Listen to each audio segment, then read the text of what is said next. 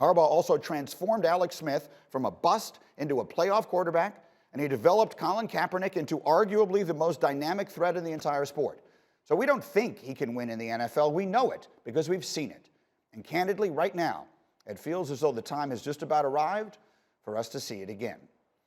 That's what I think. And so with that thought in mind, let me go over here, and I find Heather Dinich, who's up with us early, and Paul Feinbaum. And Paul, of course, has got that little smile on his face, as he always does whenever we bring up Jim Harbaugh. There's other stuff I want to get from Heather today, but I will get your reaction, Paul, to what I just said. Well, Greeny, what I think is important is how you portray that. It's about time someone looks at the facts and doesn't go hyperbolic and hyperventilate like some of these talking heads on television about Jim Harbaugh. Greeny, you're 100% correct. There's nothing I can add to that as one of the biggest Harbaugh critics. It's time to lower the rhetoric and to face the reality, and Jim Harbaugh needs to do that, and that's what upset me the other day when we talked, that he seems to be ignoring the reality. He's not getting it done. He doesn't need to be fired. He just needs to leave, and I hope, and I think Jim Harbaugh is smart enough to figure that out.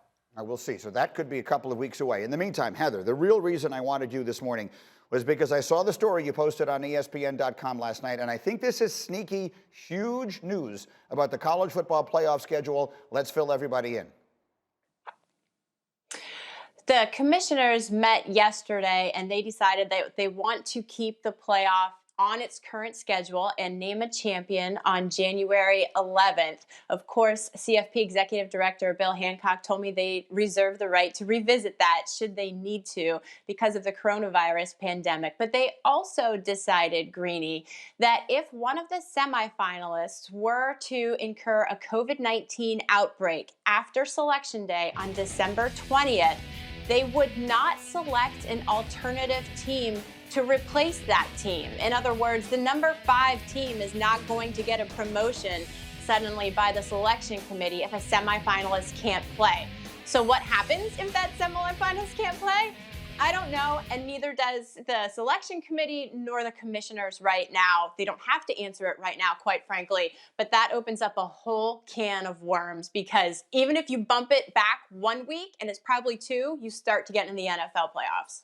Right, or you wind up in a situation where you have a team forfeiting a national semifinal game, which seems as though that would be completely off the table. You could not live in that scenario. So, Paul, as you hear that, and again, I think this is sneaky, huge news. Do you think they have that right?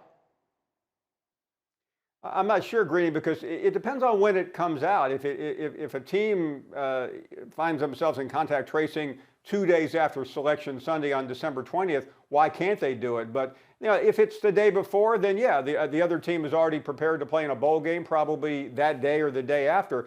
The real issue I have is what happens on January 11th. What happens if the day before the national championship game we have an outbreak? You're not declaring one or the other team the national champion. Then you do have to move on. And one thing about the playoffs, the college football championship game is already following the wild card round, so it's not like they're not dealing with the NFL.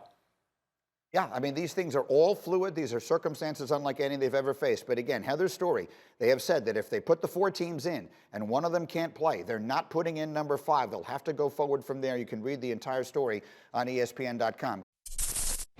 Thank you for watching ESPN on YouTube. For live streaming sports and premium content, subscribe to ESPN+.